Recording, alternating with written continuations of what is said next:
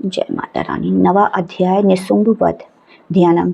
ओम में अर्धनारीश्वर 3 नेत्रों वाली श्री विग्रह की निरंतर शरण लेता हूँ, जिन्होंने स्वर्ण के समान रक्त वर्ण सुंदर रुद्राक्ष की माला गले में पहने पाश अंकुश दंड और वरद को धारण किए हुए हैं और जिनके मस्तक पर अर्ध चंद्रमा शोभायमान हो रहा है। ओम राजा बोले कि हे भगवान, आपने रक्त बीज के वध से संबंध रखने वाला देवी चरित्र का यह अनोखा महात्म्य मुझे बतलाया है। हे मुनीश्वर, रक्त बीज की मृत्यु के बाद क्रोधित शुंभ निशुंभ महाराक्षसों ने क्या किया, वह मैं आपसे सुनना चाहता हूँ। ऋषि बोले, रक्त बीज के मर जाने एवं युद्ध में अन्य राक्षसों के मारे जाने पर शुंभ निशुंभ का क्रोध बढ़ गया। अपनी भारी सेना का विनाश देखकर निशुंभ के क्रोध का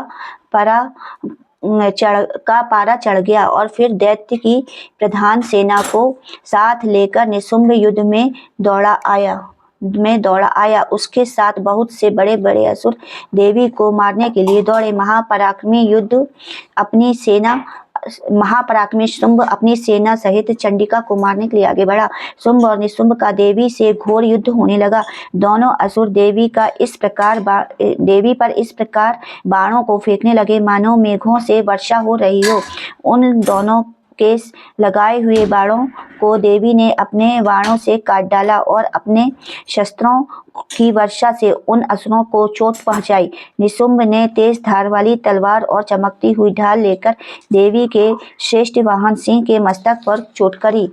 अपने वाहन को चोट पहुंचने पर देवी ने क्षुप नामक बाण से निशुंभ की तलवार काट डाली और उसकी ढाल को जिसमें 8 चांद जड़े थे टुकड़े टुकड़े कर दिया। ढाल और तलवार के कट जाने पर निशुंभ ने शक्ति चलाई, परंतु देवी ने अपने चक्र से उस शक्ति के 2 टुकड़े कर दिए। फिर क्या था, राक्षस मारे क्रोध के जल भुंज गया और देवी को मारने के लिए उसने शूल फेंका और किंतु देवी ने अपने उसको चूर चूर कर डाला। इसके बाद उसने देवी पर गदा से प्रहार किया। देवी ने त्रिशूल से गदा को भस्म कर डाला। फिर वह फरसा लेकर देवी की ओर लपका। देवी ने अपने तीखे बाणों से उसे धरती पर सुला दिया। अपने भयानक पराक्रमी भाई निशुंभ के मारे जाने पर शुंभ क्रोध में भर गया और देवी अंबिका को मारने के लिए बढ़ा। वह रथ पर बैठा था। उसकी अनुपम बड़ी बड़ी 8 भुजाएं थी। उसमें भयंकर शस्त्र शोभायमान थे।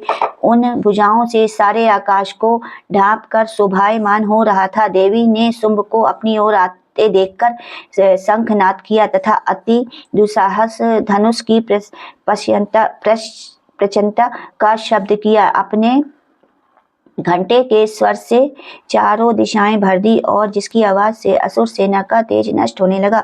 देवी के सिंह ने भी अपनी दहाड़ से, जिससे सुन बड़े बड़े बलवानों का मद चूर चूर हो जाता है, आकाश पृथ्वी और 10 दिशाओं को पूरित कर दिया। इसके बाद आकाश में उछलकर काली ने अपने दांतों और हाथों को पृथ्वी पर पटका। उनका ऐसा करने से ऐसा शब्द हुआ जिससे कि उसने पहले के सारे शब्द शांत हो गए। शिवदूती ने असुरों के लिए भय उत्पन्न करने वाला अट्टहास किया, जिसे सुनकर सब राक्षस घबरा उठे और शुंभ क्रोध में भर गया।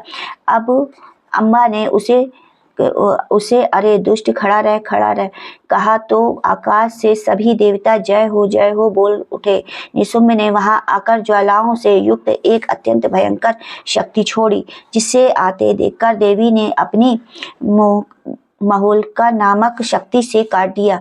हे राजन, फिर शुंभ ने सिंहनाद किया, जिससे तीनों लोग गूंज उठे। उस सिंहनाद का इतना घोर शब्द हुआ कि उसने बाकी शब्दों को दबा दिया।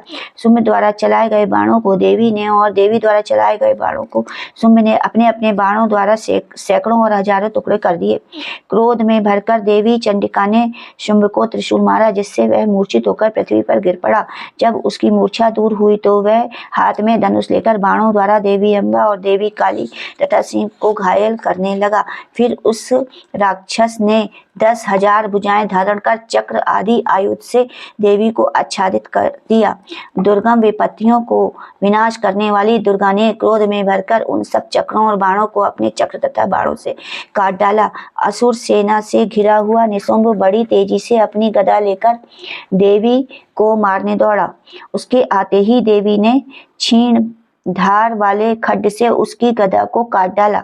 फिर उसने हाथ में त्रिशूल ले लिया। देवताओं को पीड़ा देने वाले निशुंभ को शूल हाथ में लिए आते देखकर देवी दुर्गा ने वेग से अपने शूल से उसका वक्षस्थल भेद डाला। शूल के विदीर्ण हो जाने पर उसकी छाती में से एक दूसरा महाबली एवं महापराक्रमी पुरुष खड़ी रह कहता हुआ बाहर निकला।